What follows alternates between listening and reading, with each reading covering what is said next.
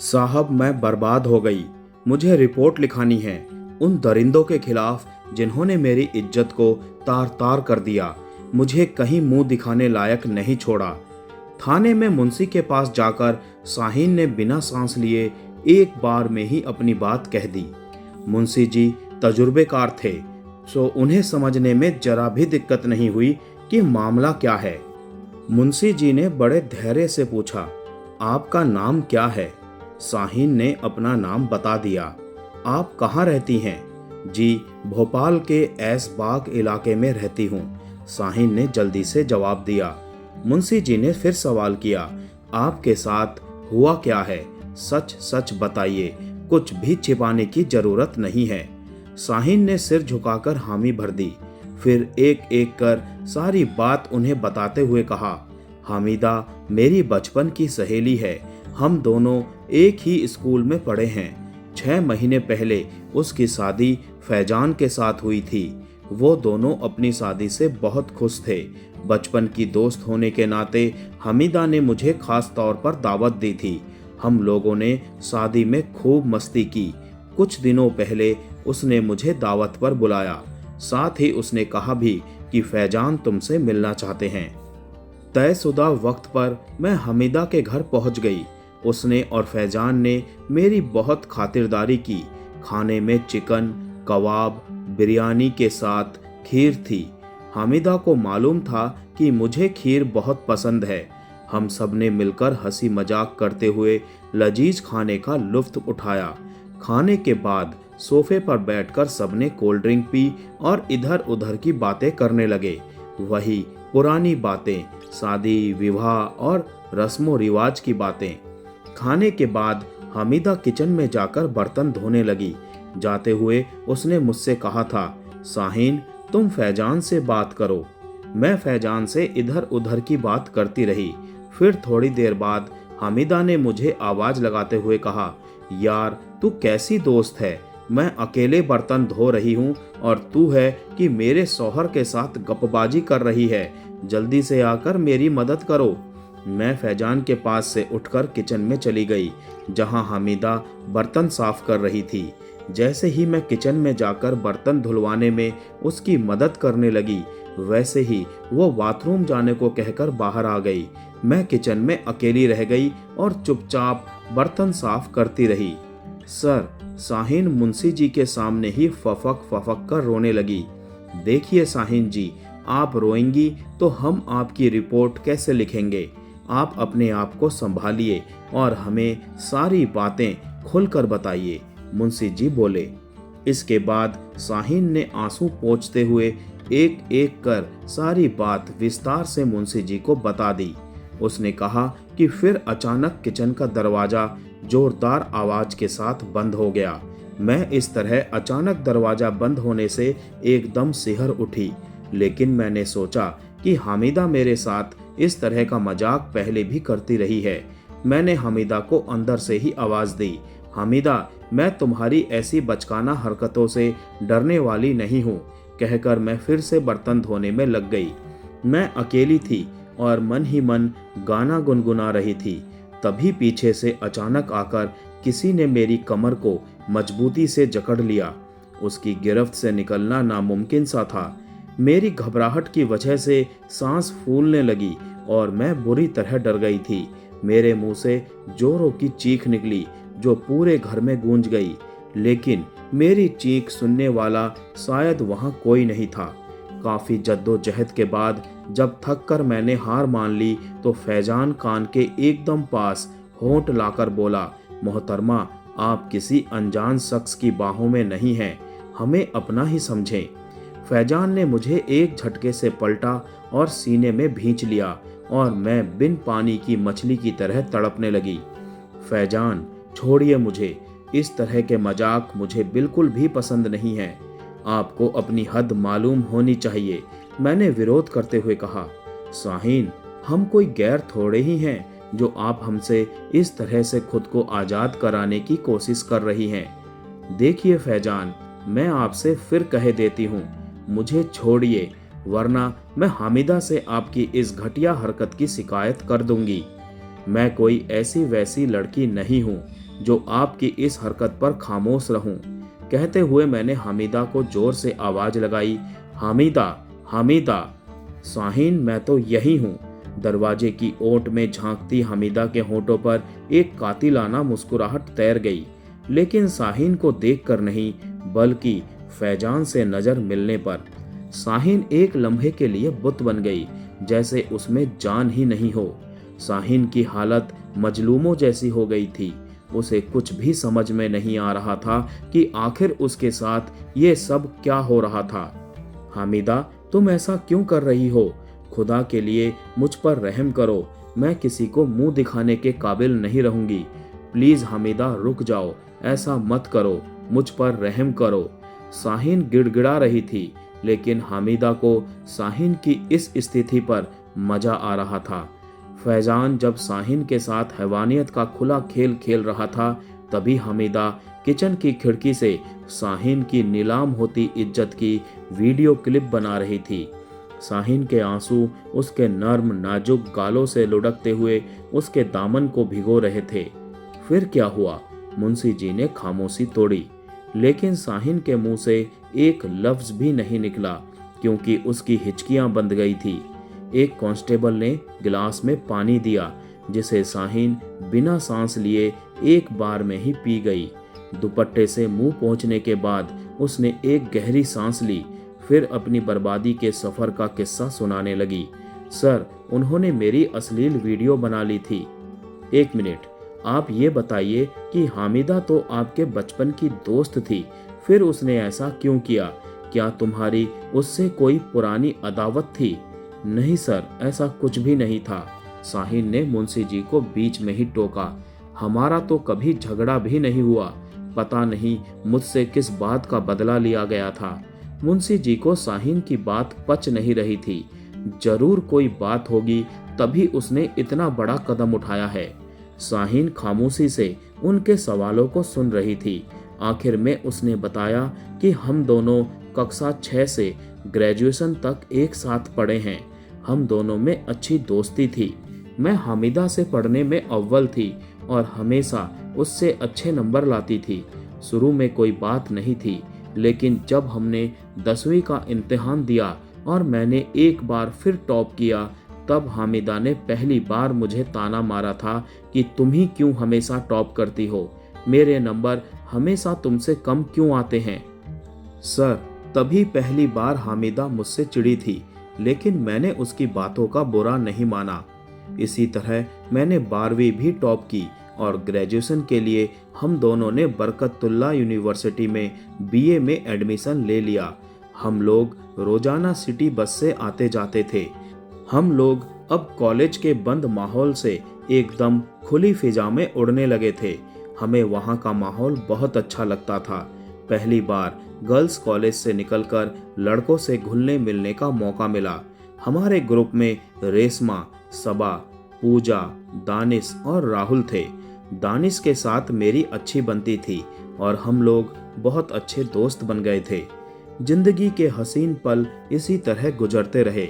इसी सिलसिले में वैलेंटाइन डे आ गया और दोस्तों के सामने ही दानिश ने मुझे प्रपोज कर दिया।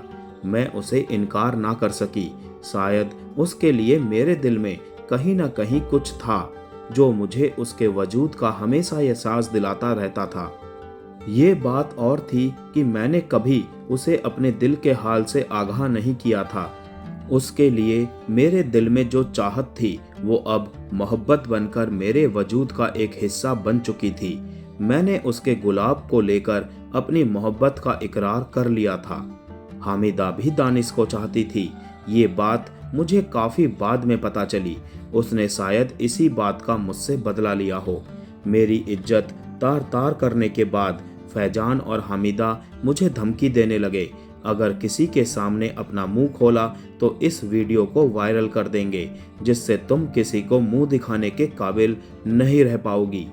कोई भी लड़का तुमसे शादी नहीं करेगा। शाहीन, इसे सिर्फ धमकी नहीं समझना।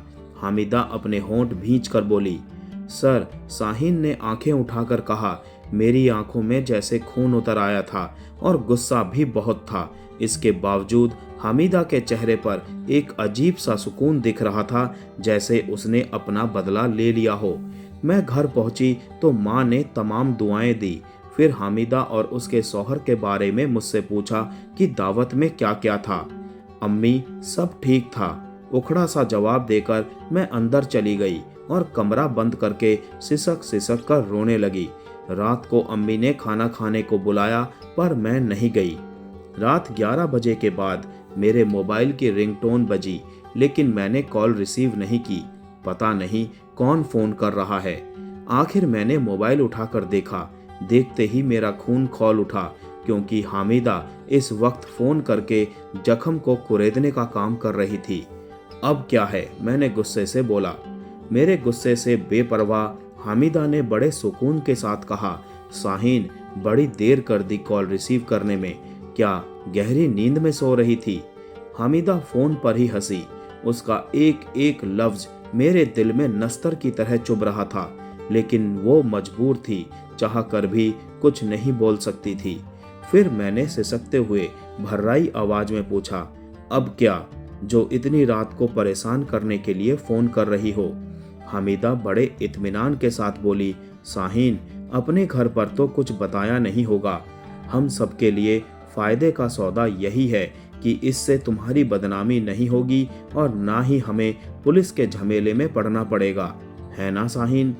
मैं क्या बोलती, मैं तो पहले ही लुट चुकी थी। अच्छा सुनो शाहीन, ऐसा करो कि तुम 2 दिन बाद घर आ जाना, ठीक है ना? हामिदा मुझे फोन पर ही लेक्चर देने लगी। अब किस लिए आऊं और किस मुंह से आऊं? आप लोगों ने तो मुझे कहीं मुंह दिखाने के काबिल नहीं छोड़ा है। सुनो हामिदा, अब मुझे माफ करो, मैं नहीं आ सकती। वैसे भी अब घर में क्या कहकर आऊंगी? रोते हुए मैंने रहम की भीख मांगी। मैं कुछ नहीं जानती, हामिदा चीखी। तुम्हें 2 दिन बाद हर हाल में मेरे घर पर आना ही होगा, वरना अंजाम भुगतने के लिए तैयार रहो। मैं फैजान से कहकर तुम्हारा MMS नेट पर डलवा दूंगी। ये धमकी नहीं है शाहीन, पिक्चर अभी बाकी है। इसी के साथ ही फोन डिस्कनेक्ट हो गया। मैं हेलो हेलो करती रही, फिर बुत बनकर बैठ गई। सुबह 10 बजे के बाद मेरी अम्मी रजिया ने मुझे जगाया, तब जाकर मेरी आंखें खुली। क्या बात है शाहीन, तुम्हारी आंखें लाल है, किसी बात की परेशानी है क्या? नहीं अम्मी, कोई बात नहीं। असल में काफ़ी देर रात तक एक फ्रेंड से बात करती रही, इसीलिए देर से उठी हूँ। अच्छा, हाथ मुंह धोकर नाश्ता कर लो। सभी लोगों ने नाश्ता कर लिया है, सिवाय तुम्हारे। मैंने उठकर ना चाहते हुए भी जैसे तैसे नाश्ता किया, फिर सारा दिन अपने कमरे में गुमसुम बैठी रही। मेरा छोटा सा रूम ही मेरी दुनिया थी। पूरे दिन और रात मैं इसी उधेड़बुन में रही कि क्या मुझे दोबारा हामिदा के घर जाना चाहिए या नहीं। फिर जो होगा उसे देखा जाएगा। लेकिन अश्लील वीडियो की बात सोचकर मैं सिहर उठी थी। अगर हामिदा ने ऐसा सच में कर दिया तब क्या होगा? अम्मी अब्बू पर क्या गुजरेगी? उनके सर हमेशा के लिए समाज के सामने झुक जाएंगे। घर पर छोटी बहन नाजनीन का रिश्ता भी नहीं आएगा। इसी उधेड़बुन में मुझे नींद आ गई। तमाम पहलुओं पर काफ़ी सोचने के बाद मैं इस नतीजे पर पहुंची कि घर वालों की इज्जत की खातिर मुझे वहां जाना ही होगा। बस यहीं पर मैंने ऐसी गलती की जिससे मैं दलदल में फंसती चली गई।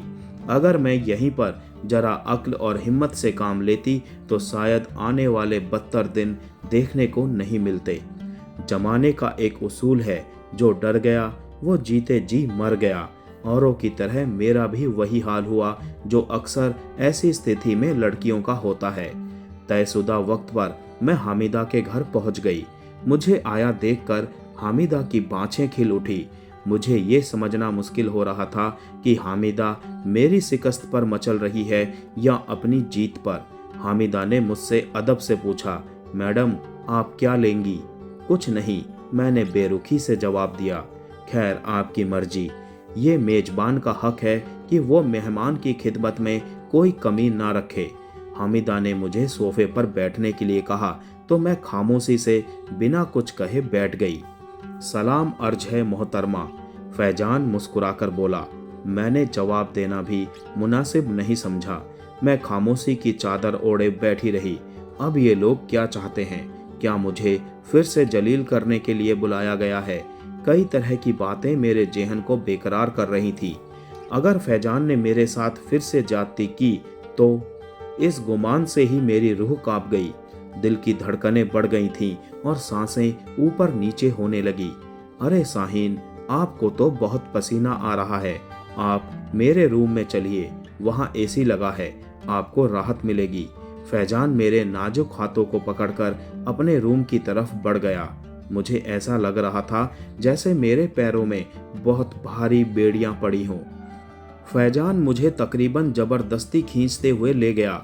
उसने फ्रिज से एक बोतल पानी निकाला और मेरी तरफ बढ़ा दिया, जिसे मैंने देखा तक नहीं। थोड़ी देर में हामिदा भी अंदर आ गई।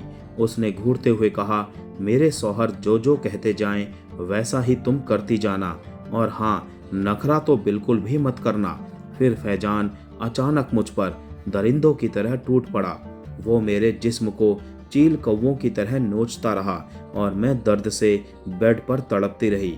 हद तो तब हुई जब हामिदा मेरी नीलाम होती आबरू की मोबाइल से वीडियो बनाती रही।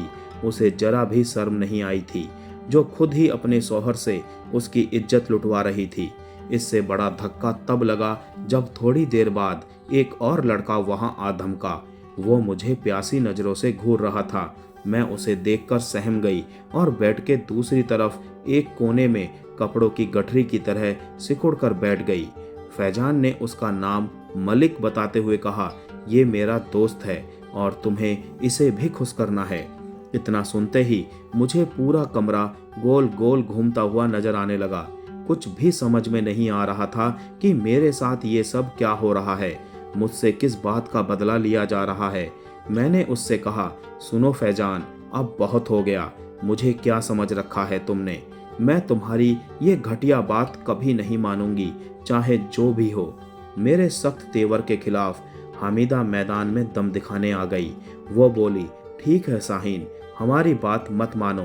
फैजान, अभी इस कमीनी का वीडियो इंटरनेट पर वायरल कर दो, तब इसे समझ आएगा कि हम जो कहते हैं उसे करते भी हैं। इसके बाद हामिदा से मोबाइल मांगते हुए फैजान मोबाइल पर मुझे वीडियो दिखाते हुए बोला, अभी भी वक्त है, ठंडे दिमाग से सोच लो, वरना समाज में मुंह नहीं दिखा पाओगी। मैं उसके सामने हाथ जोड़ते हुए गिड़गिड़ाई कि मेरे साथ ऐसा मत करो, मैं बर्बाद हो जाऊंगी, मुझ पर रहम करो। लेकिन मेरे गिड़गिड़ाने का उन पर कोई फर्क नहीं पड़ रहा था, मानो वे लोग इंसान की शक्ल में भेड़िए हों। कोई रास्ता ना मिलता देख मैंने गुनाहों में खुद को धकेल दिया। ये सिलसिला इसी तरह चलता रहा और मुझे नए नए लोगों के सामने परोसा जाने लगा। कई बार खुदकुशी की सोची पर हिम्मत नहीं जुटा पाई। एक बार फैजान ने मुझे दूसरे शहर के लड़के के सामने पेश कर दिया और मुझसे बोला कि इससे तुम्हारी शादी करा देंगे। लेकिन जब वो बंदा निकाह के वायदे से मुकर गया, तब जाकर मैंने अपने दिल में ठान लिया कि अब और बर्दाश्त नहीं करूंगी। जिन्होंने मेरी आबरू से खिलवाड़ किया है, उन कमीनों को सजा जरूर दिलवाऊंगी। इसीलिए रिपोर्ट लिखवाने आई हूँ। मोहतरमा, आप फिक्र ना करें, आपको इंसाफ जरूर मिलेगा। उन लोगों को किसी हालत में बख्शा नहीं जाएगा, मुंशी जी ने साहिन से कहा। रिपोर्ट दर्ज कर पुलिस ने उन सभी गुनहगारों को गिरफ्तार कर लिया। साहिन की अश्लील वीडियो भी उनके फोन से बरामद कर ली गई और तीनों आरोपियों को जेल भेज दिया गया। साहिन के दिल में इंसाफ की उम्मीद जाग उठी थी।